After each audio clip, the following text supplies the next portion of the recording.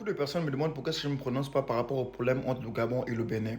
En fait, vous savez, je pense que les gens qui s'occupent de ce problème, qui mettent bec et ongle pour ce problème, se trompent de débat en fait. Il y a un principe politique qui vise à distraire le peuple en fait. Par exemple, ici en France, les gouvernements mettent l'accent sur les étrangers en fait. Ils disent que c'est les étrangers qui volent le travail des Français et ceci, cela. Et en fait, ça distrait le peuple afin de faire passer certaines lois ou masquer certains problèmes. Aujourd'hui, je pense que le problème du Bénin et du Gabon, ce n'est pas un vrai débat en fait. Il y a des problèmes plus sérieux au Gabon.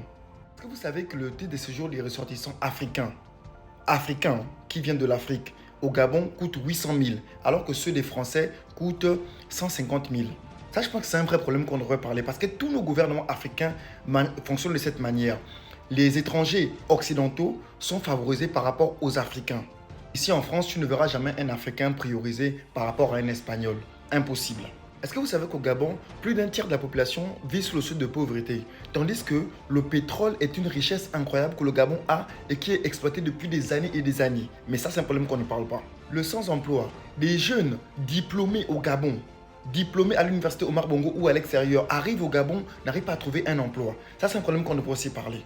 Les coupures d'électricité intempestives dans les hôpitaux même. Les coupures d'électricité et d'eau intempestives, tout le temps il y a des coupures d'eau et d'électricité au Gabon. C'est vraiment incroyable en fait. Personnellement, je pense que le Gabon devrait s'attaquer aux vrais problèmes qu'on a au Gabon, comme la dette, les inégalités sociales, la corruption, le chômage et j'en passe en fait. Parce que voici les vrais problèmes que le Gabon doit parler. Parce qu'on va dire ce qu'on va dire, mais ces étrangers qui viennent travailler au Gabon participent à l'économie du pays en fait.